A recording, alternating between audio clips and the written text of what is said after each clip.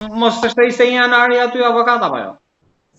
21 janari është thjesht një karamel që kërkon të hetoj edhe organizatorët edhe ekzekutorët, por kur një ndër pjesëtarët të ngjarjes kriminale është apo jo i përfshirë, po ishte në vijën e parë, është aktualisht deputet i Partisë Socialiste dhe personi që duhet ta hetonte 21 janarin, sot është antare e komisionit të apelimit të vetingut. Karriera do vazhdoj. Ina Rama është dekoruar të jetë ajo që do kontrollojë gjyqësori. E kuptoni ju çfarë 21 janari, më thoni mu, kur këta janë shitur edhe janë coptuar duke shkuar tek partia në vendet më të mira të botës dhe në fund fare këta nuk kanë kryer detyrën. Pra, zonja Ina Rama nuk ka hetuar 21 janarin dhe është shpërblyer nga Partia Socialiste të asaj përmes asaj që thot kushtetuta që përbërja e atij komisionit ka edhe të opozitës dhe të pozitës. Prandaj, çfarë më thoni ju mua për ata për 21 janarin? Asgjë, 21 janari është thjesht një karamel që dalin disa analistëve të njëjtën kaset, si puna e Gërdecit. Gërdeci nuk e thën dot sepse tani po gjykohet nga ajo me 69 mbiemra. Pra, e kupton në cilën situatë jemi. Pra, karamelet që dëmtonin Sali Berisha kanë mbaruar, nuk kanë lidhje fare. Ato karamelet të cilat sot duhet të flasim dhe të themi të vërtetën janë ato që dëmtojnë Edi Ramën në kushtet e flagrancës dhe jo në zvarritjen e proceseve. Avokat, edhe diçka kam më shumë shqetësim për ju përbën lajme nga Zvicra apo nga Amerika? Të dyja bashkë. Po Amerika është gjëja më e rëndësishme për arsye se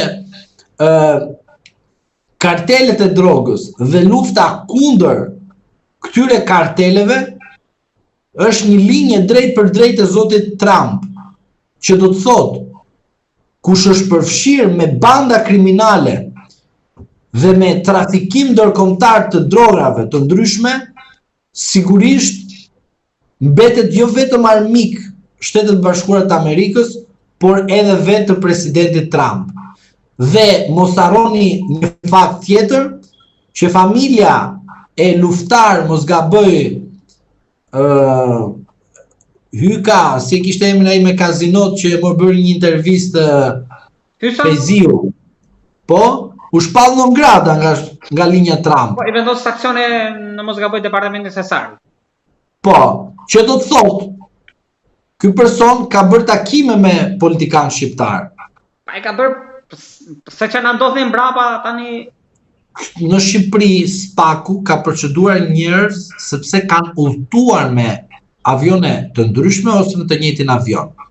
Jo më që ti ke shku ka takuar kryeministrin edhe përveç kësaj ke takuar edhe me Gongal. A kupton ku kemi arritur? Pra, nuk mund të justifikohet më ngjarje të cilat kanë përfshirë drejt për së drejtë zotin Rama. Ata që justifikojnë e bën sepse kanë hallin e tyre, sepse i mbaron financim, i mbaron diçka.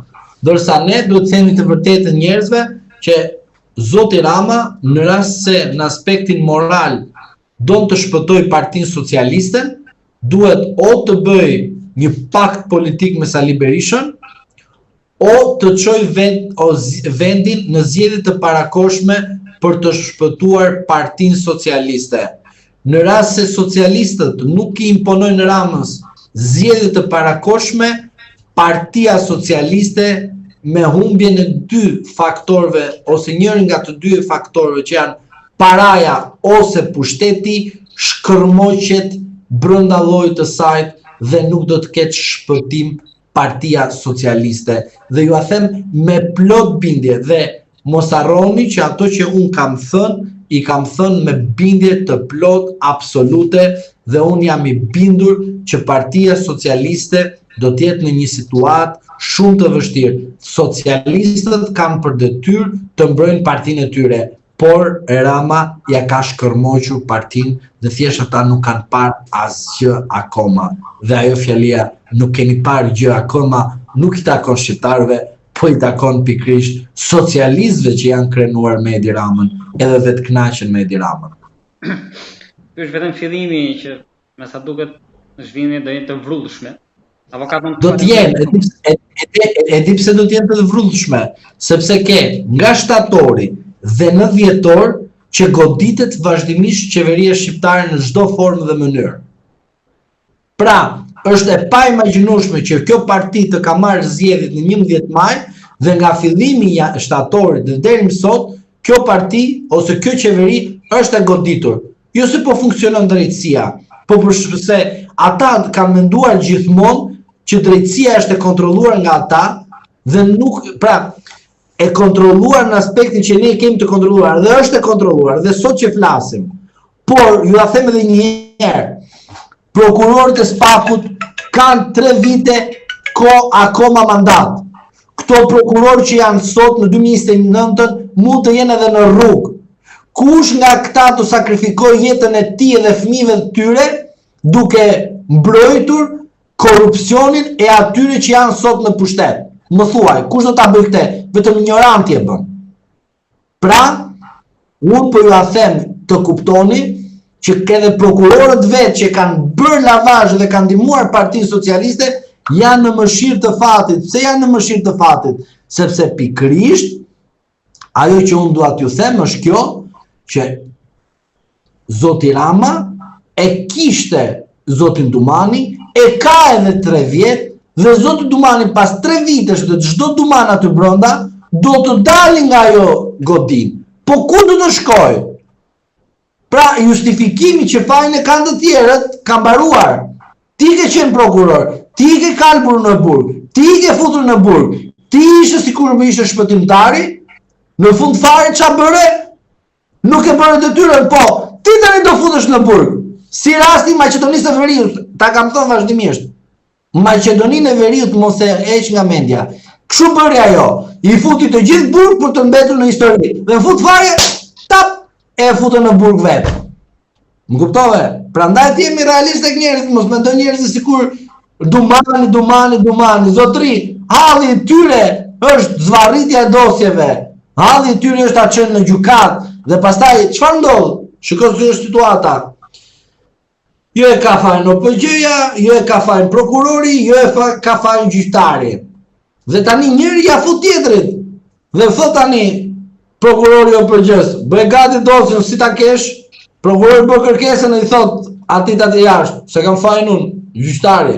Këta këshkën kam gjyqtarin. Ore, ç'a bën, kush e ti ç'a merr vendimare kështu? Ajo s'kam fajin, kam prokurori. Dhe pastaj kur të përplasen këto 3 hallka me faktorin tjetër që e ka zvarritur, atëherë përplasin njëri me tjetrin. Po s'ka ne të solidarizohen kur ata prishin marrëveshje me njëri tjetrin. Pra, pushteti me drejtsinë e famshme të reformuar.